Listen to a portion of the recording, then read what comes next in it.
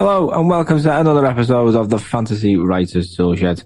I'm your host Richie Billing, and today delighted to be joined by Vickie Lan of the Speculative Sandbox Podcast. It's a fantastic show which sees Vickie joined by a fantastic array of guests to unpack a fantasy trope or a sci-fi trope such as dystopian governments, parallel universes, ghost therapies, and interplanetary travel. You can listen to it on pretty much every podcast streaming platform, and do check out Vickie's website, which has loads of really great resources on it too.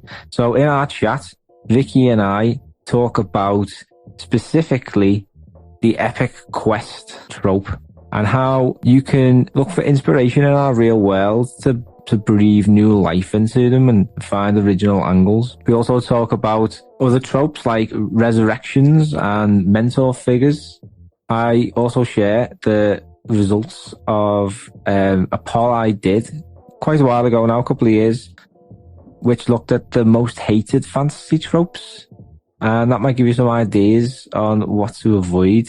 We also talk about some great examples of authors who have twisted classic fantasy tropes or found new and original angles, so like Nicholas Eames in Kings of the Wild, and a little bit of George R.R. Martin as well.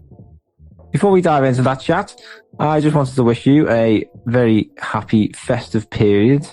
I hope it's been peaceful, with lots of time spent with the people you love, the people that matter. And if you bang into your writing, I hope you get a nice bit of time to yourself to do a bit of writing and make some progress on your stories. It's been a fantastic year for the podcast. I'm hugely grateful to everyone who listens to the show. It really does mean an awful lot. And to hear from you guys, letting me know that what we're doing with this podcast is helping you and encouraging you and inspiring you. That's what keeps us going. So as long as we keep helping and you keep listening, we'll carry on doing it. And we've got a really exciting year ahead to look forward to. We've got a new blown partnership with some top publishers like Annie Robot. We've got an interview lined up next January with the brilliant author Stephen Orion. So fingers crossed, you'll be seeing that one soon. And we'll just continue to bring on specialists and experts in all different fields that will hopefully give you knowledge, inspiration and ideas for your stories. And as long as it keeps helping you, we'll keep on doing it. So if you don't want to miss any episodes, be sure to follow or subscribe. If you really like these episodes and the show, please give us a quick rating on the Spotify mobile app or on iTunes. And if you know of anyone who may be interested, a quick share goes a long way, and we really do appreciate that. So thank you very much if you do share this on social media or with anyone you think may enjoy the show. And if you want to get involved with our growing writing community, check out the link in the description. We've got about 250 odd people in our Discord group at the moment, and we've just launched our first wave of critique groups. So these writers, there's about 30 in total. So we split them into groups of 5. So there's about 7 or 8 groups, and everyone's partnered up based on the genres that they write, how often they want to meet, time zones for logistical purposes. And now there's all these groups forming in the group in our writing community. So if you want to join an online writing group, in which everyone is helping each other achieve their goals, then check out the link in the description to join the writing community and get onto the Discord server, because it's really blowing up at the moment. So I'm amazed how much it keeps taking off. Now it's time to dive into this brilliant and fascinating chat with Vickie Lan as we deconstruct a bunch of classic fantasy tropes. I'm thrilled to welcome to the Toolshed today, for the very first time, Vickie Lan of the Speculative Sandbox Podcast. Vickie, thank you so much for joining me. How are you doing? I'm doing great. I'm so excited to be here.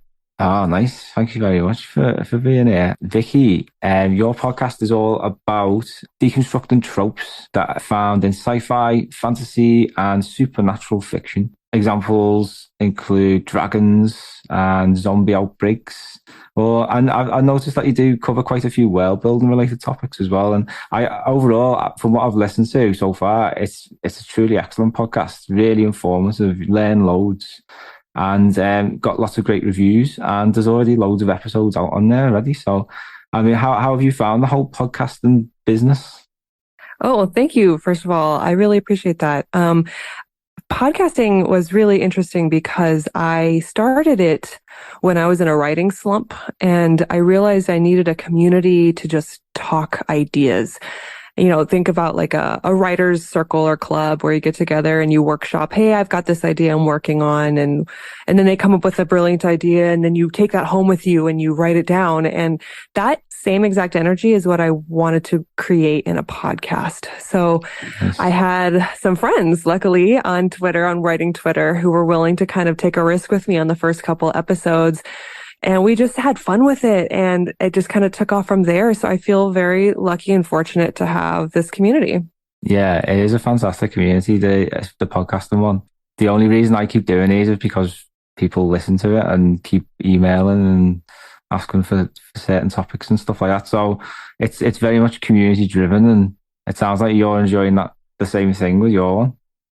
Yeah, absolutely. There's great creative energy to talk to people, and people have such great ideas. I was looking over this season's materials, and I'm just so thankful to be able to talk to some of the guests that I had, because they're just amazing, and they took the time to share that with me and our listeners. So it's great. Yeah, awesome. And the reason why I wanted to have a chat with you for the show is because you do specialize in workshopping tropes, and it's not something that we've spoken an awful lot about. It is something that I have touched about on my website. And at one time I did do a poll of 100, well, a good few hundred readers, and shared the results on my blog, which I'll ask you about later. Because when we were chatting before organizing the chat today, we both kind of fell upon a particular trope, which I've been thinking an awful lot about recently. And that is taking classic epic fantasy quests and giving them a modern spin, or applying modern or real world challenges to the epic fantasy world. So rather than setting off on a voyage to rescue a princess, I mean, our characters might instead embark upon a quest to take out an unhinged dictator, with, like a bit like Putin. So it's like I try and think an awful lot. Like in Pariah's Lament, I did include like the two main leaders of the Warring Nations were basically just like feuding amongst themselves, and that is like a real dig at what modern day warfare is like. It's just individuals making these decisions that are affecting thousands and thousands of people. So to kick things off, I thought it'd be a good starting point to understand what that quest trope is. Yeah. So the epic quest, when you're looking at just a traditional standard epic quest, you have a place of origin and you have a reason for leaving that place. So think Frodo and his band of friends leaving the Shire to ultimately get to Mount Doom. Usually there's a collection of characters and they have a goal: save a princess, slay a dragon. I also think of the video game Legend of Zelda. That's a really good epic quest. And it's not always just about the end goal. It's also about the points along the way and the lessons you learn there. So when they are in the Dark Forest, or when they're spending some time with the elves in Lord of the Rings, those are also the point of the epic quest. And for readers that are getting into it, that are maybe expecting, okay, how do we get to the end goal? And they're wondering, why do we keep making stops? Well, that's the point of the epic quest, is that growth over time. Yeah, I think that's one of the most important parts of it, isn't it? It's not a series of grand plot points. It's a character growing, or characters growing as they're faced with massive challenges that they would never have encountered if they'd have stayed exactly where they were in that sort of origin point, like you say. Mm-hmm. What are your favorite examples of classic epic quests? Well, I was trying to think of examples of epic quests that I really enjoy. One that I have to recommend is called Kings of the Wild by Nicholas Eames, I think is how you say his name. Kings of the Excellent. Wild, Wyld is how you spell wild. Yeah. It's a fantastic book for many reasons, but yeah, Uh-huh. sorry, go on. It's so okay. I have to totally geek out over it though, because not only is this following the same epic quest template, but they have done something amazing about like medieval fighting. They've equated it to band culture. So Yeah. you have this band of fighters. They're literally like all these synonyms and allegories for musician bands. So you got your weapon, which is your guitar, and they have gigs, which is when they get hired to go kill a troll or whatever. And then they battle it out in an arena, just like a concert. It is so cool. And not only that, incredibly humorous, wonderful characters. It made me laugh. It made me cry. Highly recommend that story. Yeah, it is a fantastic book. It does. It's sort of the quest is quite simple, I think. It's just like one character's daughter is in trouble. Yep. And these guys, this band, they were like the Kings of the Wild, right? They were legends, but they're all a bit old now, and which is Mhm. another brilliant twist, I thought, because most of the time we've got these young whippersnappers, you know what I mean, going out on Yep. quests, and instead we've got this more the sort of the aging generation. Yes. So that was good. But like you say, it's the way it was done, I think, brought a lot of originality to that trope, do you think? I think so. Absolutely. Because I think what happens too is there's, in America at least, the rock of like the 80s, it's kind of a dying out genre. And we have a Yeah. lot of pop and, processed kind of, you can tell that money has kind of taken over the productions of music. And so when you have like the Metallicas of the world, like it's very indicative of that time frame. And so you have the people from that time frame are kind of, they're aging and they can relate to the characters in the story. I have a coworker and another podcast guest that I had, Brad Alice. He loves metal. And as I'm reading this book, I keep texting him. I'm like, you have to read this. I don't think you understand. Like this book will speak to like a lot of your experiences and passions. And I share it with as many people as I can. I completely agree. Have you got any other examples that you've found have really sort of spun the classic trope? I think an interesting interpretation of an epic fantasy epic quest, which might not be very fantastical, but kind of is Forrest Gump. Because the movie from the 90s, I believe, the movie isn't about where he ends up in the end. Like they kind of establish the stakes, Jenny and his love, and eventually they end up together, but then they don't even have a lasting relationship, right? She dies because she has AIDS, I believe. Yeah. But it's about the journey along the way and the character building and all the people that he meets. He goes to the Vietnam War. He works on a boat, and it is technically fantastical if you think about the span of impact that he has and like the famous people that he meets, like the fact that Elvis is inspired by him, I believe at one point. That is an interesting way. If you really think about it, it's an epic journey. In that example, like Forrest Gump, he doesn't really change much as a character. He's quite static and all of that, which is interesting in itself because most people, as they sort of go through these things, like if you go to the Vietnam War, most people, well, a lot of people anyway, came back with psychological disorders through the horrors that they'd witnessed there. In looking at Forrest Gump, he was just sort of someone, it was like water off the duck's back. Yeah. And that's interesting in itself and twisting a bit of a trope. But again, I think, I don't know, it depends on what you like, isn't it? Because I'm really enjoying this new wave of modern fantasy where characters are suffering from mental health problems, like hacking someone's head off with a sword. There is repercussions to that on a psychological level. It's not just something that you just do and then job done, off you go. Like, because then battlefields would have been horrific. We do cover quite a lot of history on the show, medieval history in particular. So some of the things we've heard, like it's craziness. Yeah.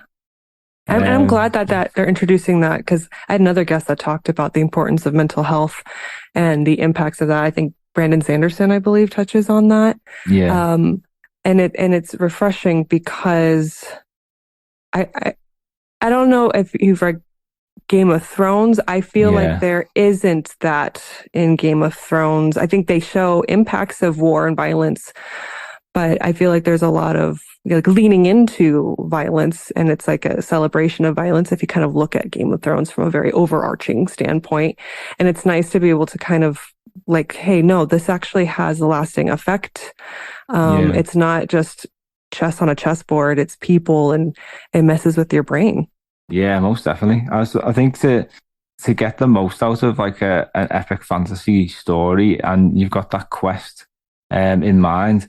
And we were talking at the beginning about characters going on these journeys, and it's that emotional journey, I think, which is so important. So it's what is going to keep a reader sticking with the story for 150,000 words.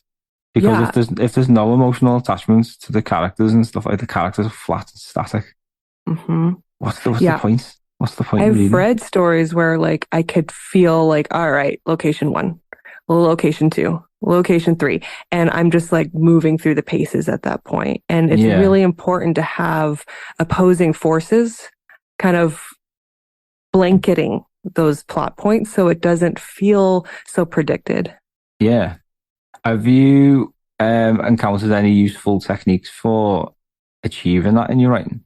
I don't, well, certainly work on character development. I don't think I have any Epic Quest formatting yet, but I do in general really like to play with reader expectations. I get a lot of inspiration from Jason Pargin, who wrote John Dies at the End, where a sentence starts and you're not sure how it's going to end, or really playing with people for your chapter cliffhangers and your chapter Yeah, starts. I really enjoy doing that because it's playful, it's almost theatrical, and that kind of re-energizes people as they kind of start a new chapter. And, kind of rather than feeling like you're slogging along, it's like, oh, that's interesting, and inspires them to keep reading. So that's probably the closest. I don't write epics, but that's probably the way I like to keep momentum going. yeah, it is. Yeah, and do you focus a lot on the key characters' emotions when you are looking at character developments and the conflict and the plots of the story? Yes. So my stories, we're currently shopping. One of my manuscripts right now is own voice. So there's an added focus of diversity and perspective. And so for me, it's about honesty, but also because this is probably a reflection of me as well, I like to be like comedically candid about awkwardness. Yeah, I think a lot of people want to present their best foot forward and look like the badass, hero.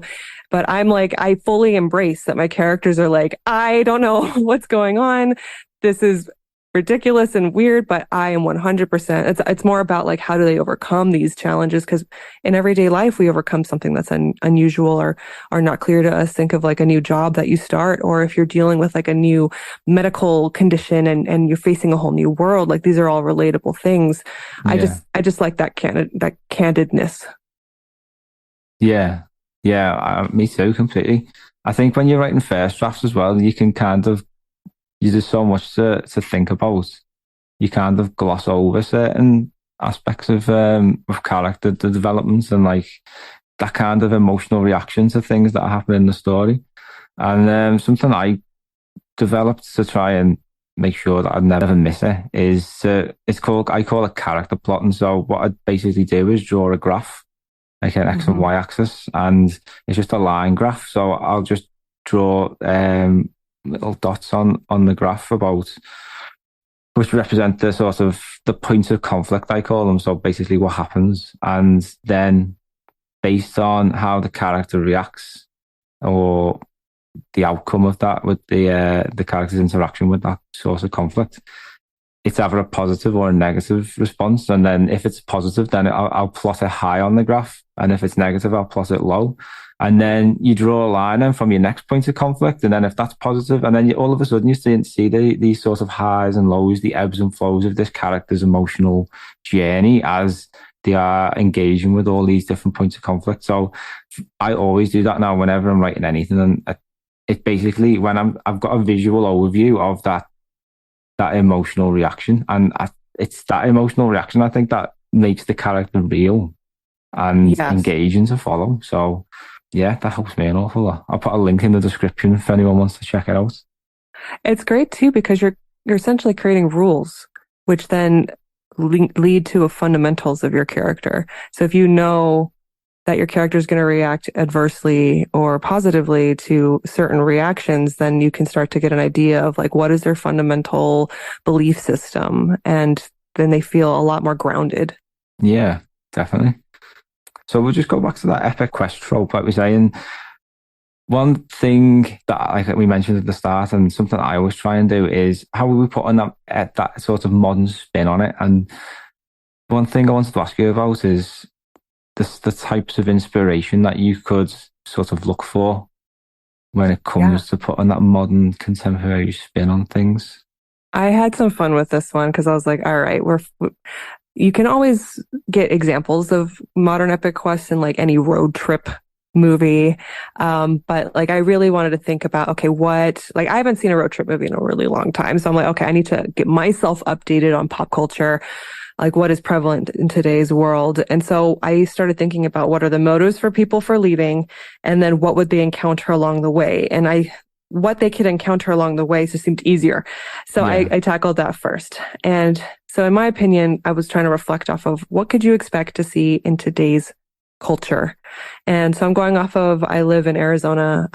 So I'm going off of the wide expanse of the USA, and thoughts that came across to me was coming across political rallies, women's marches, finding a group of influencers out in the wild, which I thought would be really comedic, like almost like in Shakespeare, you have the clown characters, coming across like people with huge personalities, and they look really silly, but they've got a lot of courage because they're doing that out in the wild, and learning from them.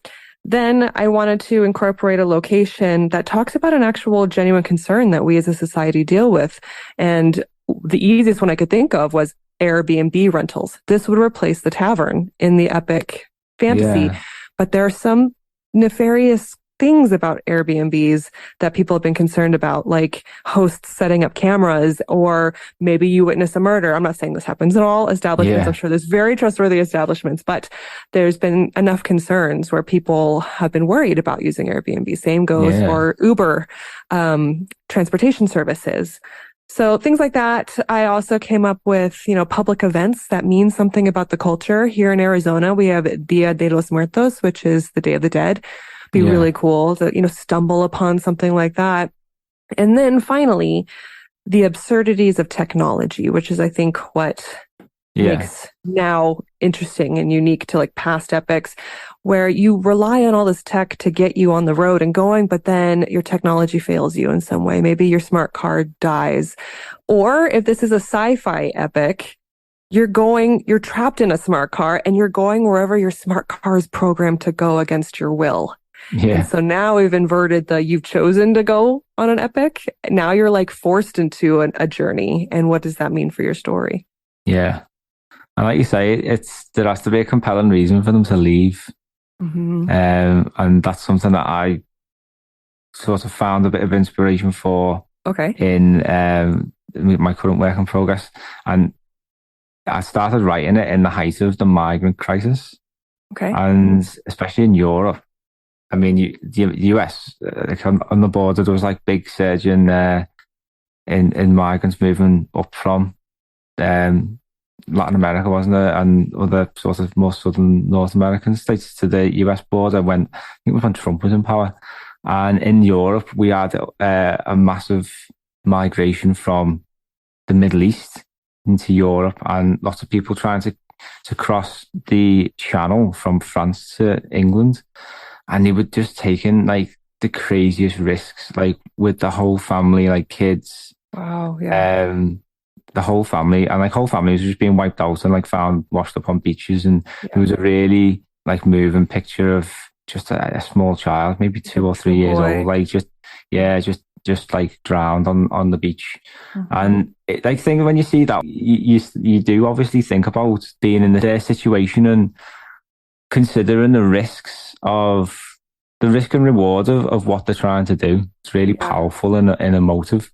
So I tried to encapsulate that in the character that I've created, and she's living in a war-torn country, and it's humans fighting orcs. Well, my own version of orcs, not like the typical Lord of the Rings orcs. And the husband's been killed in the war. He was conscripted, and she's on her own. And the orcs have finally arrived at her village, and she's like prepared to leave, but she just needed that final push because she was reluctant. It's not only has she got orcs to contend with, like this war's been going on for a year and humanity has fallen apart. And that's what I wanted it to be like. I just wanted it, like, when I'm always thinking about creating conflict in a story, I just want this character to go through absolute hell. The life is going to be nothing but misery until he gets to the end. That's what I try and achieve with plotting stuff out. And obviously the emotional journey is incredibly important, because if a character's constantly being battered with challenges, like psychological challenges, then you need to really dig into that emotional reaction. And I think that's where you can find the originality in your epic fantasy quests. Well, your symbolism, your version of orcs being like the invading force that the main characters now have to get away from, is a great gateway for people to develop empathy for real world people that are running from things. And sometimes it's kind of sad that you have to use something entirely, other species to get that point across. Since some people are like, there's so much otherness when it comes to thinking about, things happening in other countries. I think about Life of Pi and how the entire time in the book, Life of Pi, the boy is on a boat, right? With animals, a zebra, a tiger. And, the entire time he's trying to figure out how to survive on this boat with these animals that are like this one tiger that just wants to kill him. And then at the very end of the book, it's revealed somewhat that it was actually a murderous like chef or something, I can't remember, that was on the boat with him. He just used a tiger as a way of coping. And by the time you walk away from it, you realize that it was actually an incredibly traumatizing experience with people on the boat, and people are hungry, wanting to murder each other, and his amazing ability to survive. And then that kind of hits you. Maybe it's easier to swallow when you think it's a tiger, but the symbolism is really strong. Yeah, it's an amazing story, that Life of Pi. Big fan of it. So I think we've kind of covered that, the epic fantasy quest there, and I hope everyone listening at home has found it useful. I wanted to ask you your thoughts on this research that I did probably a couple of years ago now, and the results, and see if you agree, basically. Okay. So what do you think the top result was? This is the least favorite trope. Oh, the least favorite trope. The most overdone, I suppose. The one that I hear from everybody is the chosen one. Yeah, spot on there. Is that the one? Yeah, it got the most votes. 10% of the votes overall. It was also where there's the orphan child with super duper powers. Basically the chosen one, yeah. You mean Harry Potter? Is that what we're talking about? It's just any kind of sort of chosen figure, isn't it? It's just like really common in fantasy, and it's like a default for a lot of people. Like they seem to just start with like a chosen one trope, and that's what the story's going to be about. I don't know. But yeah, so what did you think? You completely agree with that? I think the chosen one trope is rooted in a lot of history. Yeah. And I unpacked this with Lucy McLaren on my podcast, and another writer, and we talked about that. We talked about how it's prevalent in like histories, mythologies. I mean, even real life people can apply themselves to the chosen one trope. Think of King Henry VIII, who thought that God spoke directly to him, and therefore he had the ability to change up the church and marry and behead as many wives as he wants. I think he only beheaded two of them. But anyway, so I think that the chosen one trope comes from a place of truth.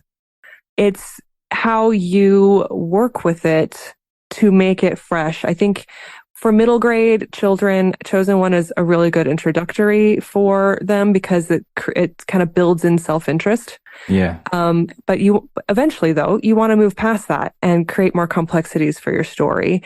So I think the chosen one can become a pitfall if you create a too powerful main character.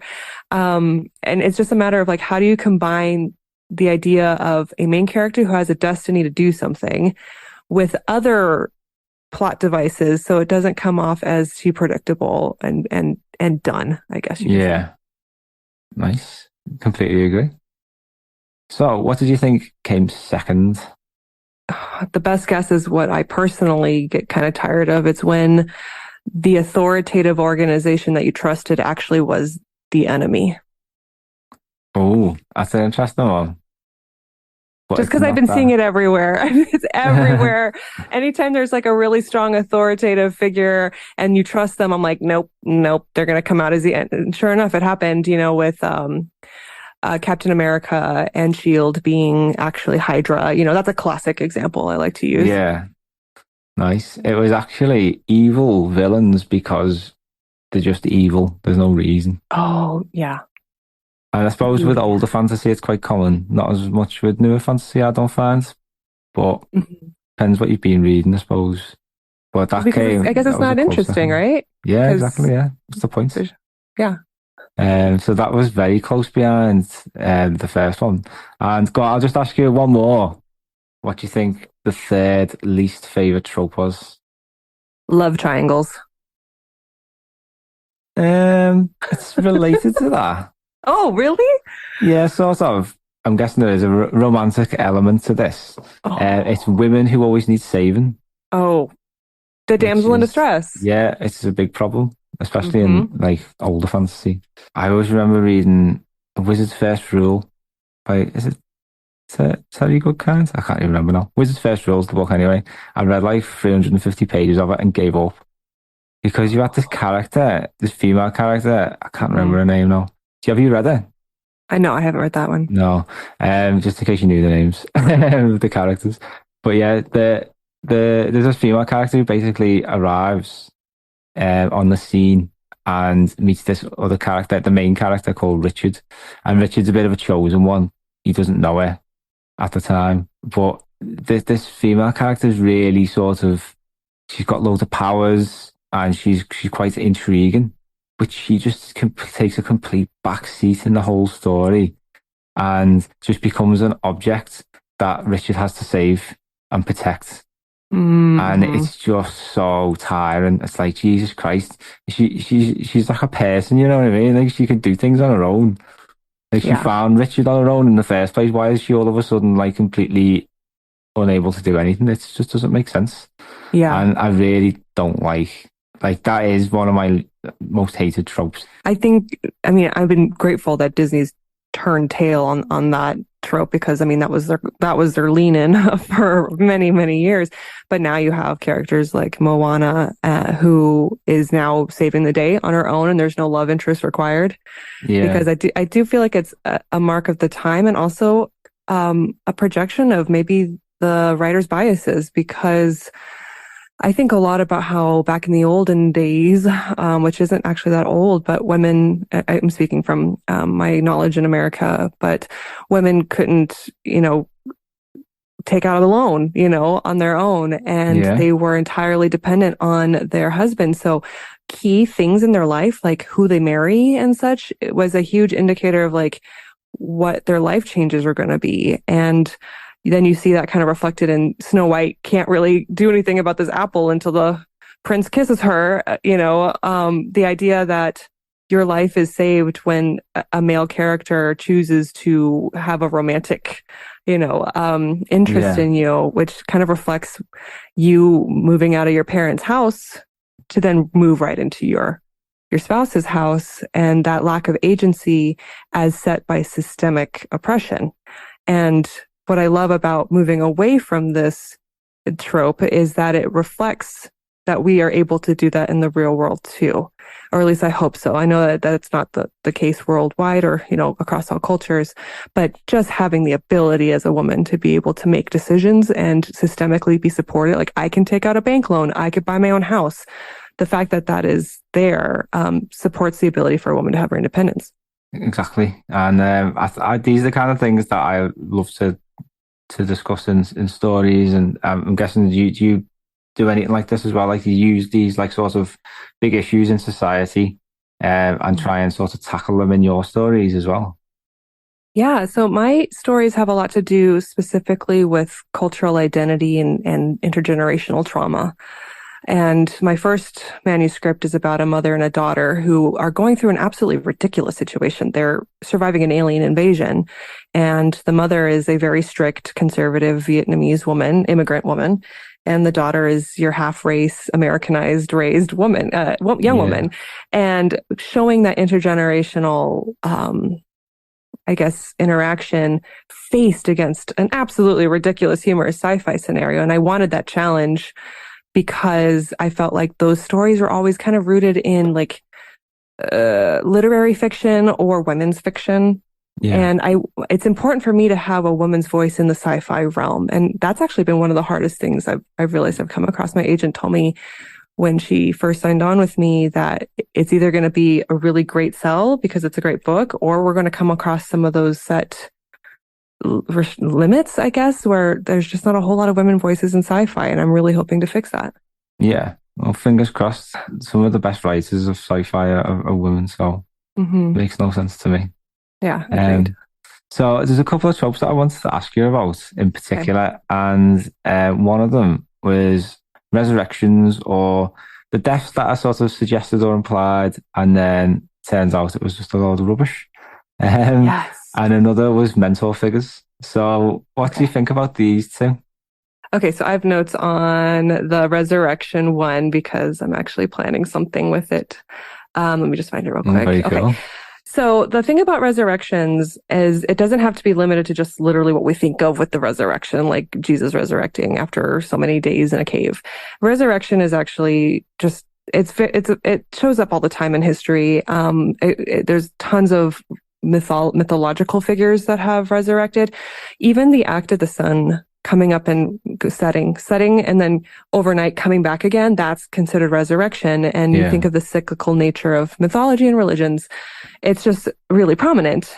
And then at the same time, you have resurrection in certain character archetypes like vampires and zombies. And it's almost like an interesting way of saying you rose wrong. like whoops, that wasn't right. Kind of thing versus like be all powerful being, but either way, it seems like no matter how you rise, you're a super version of what you were before. Yeah. And so I like that. It's, resurrection in general is supposed to symbolize hope and rebirth. But that same exact idea being inverted to actually create fear, like when the vampire comes up through the grave, I thought that was really interesting. And then, not only that, but if you've seen, this happens so many times, but the most recent example in Doctor Strange and the Multiverse of Madness, you have Wong flying over the edge of a cliff and maybe he's dead. And then later on he pops back up and he's perfectly fine. His character essentially is resurrected, not because that's the point, but because that's more done for thrills and like a fake out. That happens all the time. But usually though, when a character resurrects like that, it comes with hope, right? It's supposed to make you feel a certain way. Inversely, if the villain you thought died comes back, now you have a whole new level of fear. So I like how resurrection can be used as both a high and a low point. So yeah. What do you think writers should avoid then when they're experimenting with that trope? With resurrections, let's see. Because it can be done quite badly, can't it? Yeah, I think if you overdo the surprise, they never died. Like when people start to dissect a story and they're like, but you never did see the body though. When Wanda got crushed by that temple, we didn't actually see her guts splattered everywhere. So therefore she can definitely come back, I think it has, I guess the chosen one resurrects. So now we're getting into the trope everyone hates. I actually did not like it when Neo got shot up in the hallway and then came back to life when Trinity kissed him. I thought that wasn't I was like, oh, I got the point and I appreciated it, but I was also like, that felt a little cheesy. So I think watching the delivery, I think one way I liked it was when Jon Snow was killed in Game of Thrones, and my memory's fading on this one, but how he was dead and then he gets resurrected. But some people had so many theories on how he would resurrect, and I don't actually remember how he resurrected now. Wasn't it Melisandre? Oh yeah, it was her. Which that Then I remember people were like, "Oh," because like that. Some people thought the dire wolf was gonna like exchange souls or Yeah, something like that.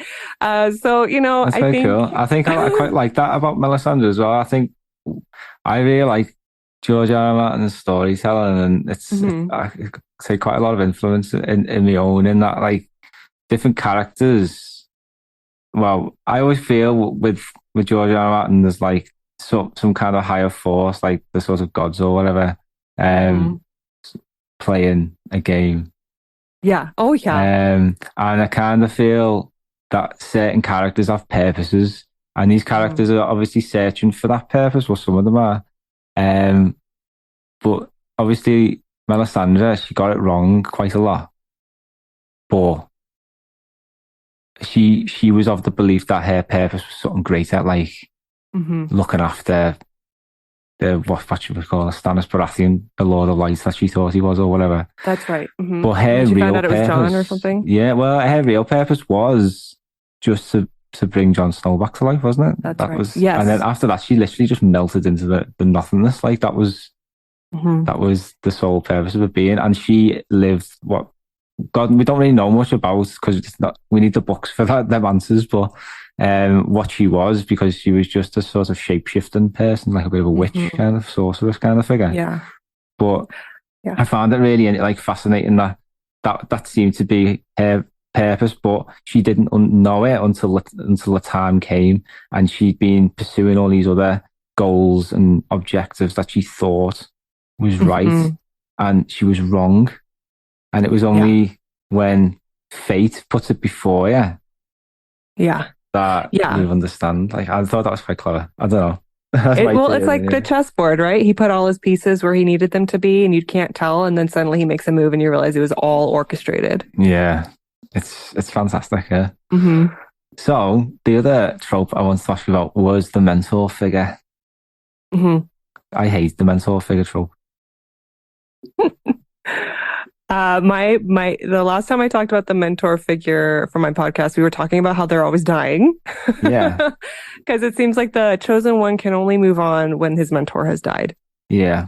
Or where they only reveal a snippet of information, and it's Oh, like, oh yeah. yeah, Like so, Dumbledore, who only releases a little bit at a time, just enough to get these kids in trouble. yeah. And Gandalf who just speaks in riddles and then is killed by a demon. It was not very helpful. Well, Yeah, that's like the people, when you go to your parents and you're like, "Hey, how do you spell water?" And they're like, "Look it up." I'm like, or you can just tell me how to spell water, and but we want you to learn how to look it up. I'm like, but I'll never forget how to spell water if you just told me how water was spelled. Like, that's an yeah. example. I think that's the problem. It's like I get from a storytelling perspective why Gandalf only reveals snippets of information in riddles because it'd be boring. Gandalf just turned around and was like, told you everything that you needed to know, then the story's done. But Hmm. it at the same time, it jars because you know that he knows, but he's not telling for some reason that isn't true to the story. He's not telling us. So I Hmm. always feel like it's not relatable because in reality, you would find out, wouldn't you? But if that person knew, they would tell you. It's Yeah. I think what's more realistic is a mentor that isn't actually out for you, but they're yeah, for themselves. I think you yeah, come across that a lot sometimes. Like when you're starting out new in the world and you have like the rose colored glasses and you have this great outlook on everybody and you don't realize that everyone's actions are informed by whatever it is that they're doing, whatever their self-interest may be, altruistic or not. And there can be really great mentors who, are teachers. I feel like I had a lot more mentors when I was a kid and there was an actual structure for yeah, teachers. But once you go out into the real world, you start finding that they're like, not all mentors are created the same. And some mentors might actually have bad intentions, whether yeah, it's, they're like, they see value in you, a hard worker, and like, I can put that person to use for my needs. yeah. I think the Lies of Locke Lamora, if you've ever read that, that's got a few good crooked mentor figures in it. Do you like Um, crooked mentors then? yeah, I just like things that try and make the trope a bit different. It's not just Hmm. sort of some beardy old man Yeah. spilling the goss. But yeah, I also like an absence of mentor figures, because obviously we learn, like humans learn in all different kind of ways, but from observing other people do things, and I suppose we don't need one sole figure to learn something. Like a character who's the classic orphan, for example, the chances of them getting taken under the wing of someone and that's sort of educated on everything, it's unlikely.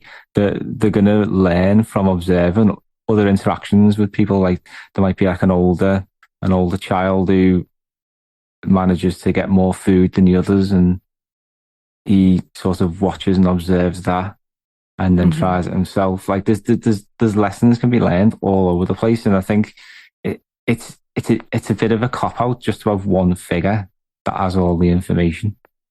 Yeah.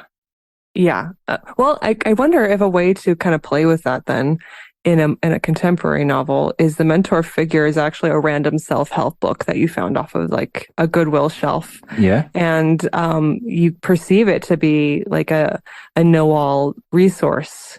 But then what would be really interesting is as you encounter your own life's experiences, challenging what comes up in that self-help book, because self-help books are, they come with context and certain perspectives and bias. And it's just an easy way to visually represent one know-all source. Yeah. And maybe you lost the book halfway through the epic journey or it got burned in a fireplace.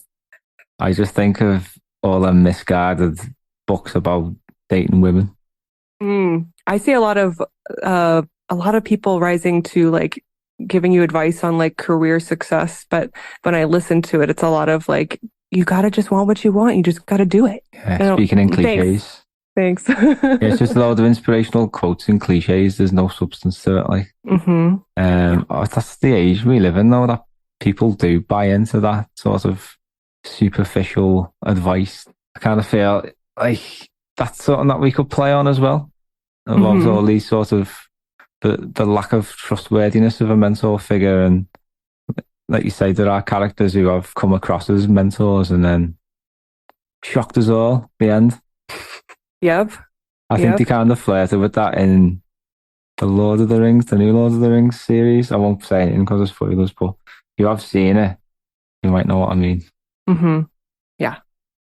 Oh, well, it's been absolutely lovely chatting with you, Vickie. Thank you very much for giving up your time. How can we find out a bit more about you if anyone out there would like to check your podcast out or your website or your writing? So you can find anything about me if you go to vickielan.com, which I'm sure will probably be in the notes, but for the sake of here, it's VICKIE and then LAN at .com. So there you're going to find some old blog posts. You'll see my manuscripts. You'll see my podcast itself. And then if you want to find my podcast, I'm pretty much on every streaming platform. You can also look up Speculative Sandbox and you'll get the like Apple Podcasts or Spotify and the like. But yeah, my main goal of my podcast was to have those, you sit down and you really talk and you workshop something in your story. Yeah. And I, look forward to more listeners if you guys like that stuff. And of course, I'm always welcoming new guests. Oh, brilliant. Well, make sure you're on there if you'll have me. And if you'd like to come back, I'd be thrilled to have you back as well. Maybe we can talk about approaches to workshopping ideas and stories. So that'd be really helpful. Give some advice on that. Yeah, let's do it. Awesome. Yeah. Well, thank you very much again. And thank you very much, everyone at home, for listening.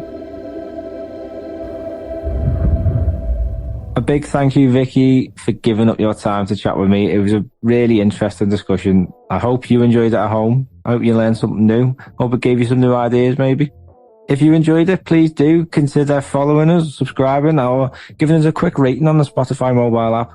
I don't know why you can't do it on desktops, but for some reason, mobile is the one. But yeah, a rating does go a long way and it's really appreciated, as is a share. So if you enjoyed the episode, you think someone else might be interested, please do share it with them or share it on social media. And that is really helpful. We do this purely for the love of it. So a share goes a long way. And don't forget, if you want to join a critique group, click the link in the description to join. We've got like 7 or 8 groups now, so there's going to be more. We're just going to keep growing and growing and growing. So if you want to join a critique group that meets up every 2, 3, 4 weeks, head on over. join us. And again, I just wanted to say a big thank you for listening to the show this year. If this is your first episode, thank you very much. If you listen to every episode this year, thank you again. I really do find it amazing that people can stand listening to me for 30 plus minutes sometimes. But I do constantly aim to make it as helpful as possible. It has been a brilliant year, and I am really grateful to everyone who's listened. The reason why I do these episodes and invite people on the show is purely to help fellow writers with ideas, research, inspiration. And I am grateful because this year, the results, like I found out on Spotify, that the podcast is it's in the top 5% podcasts in the world for the most shared and the most followed as well. And that blows me away. Like, apparently people in 89 different countries listen to this podcast. Again, that blows me away. So it's amazing. Thank you so much. And here's to an even bigger and better next year.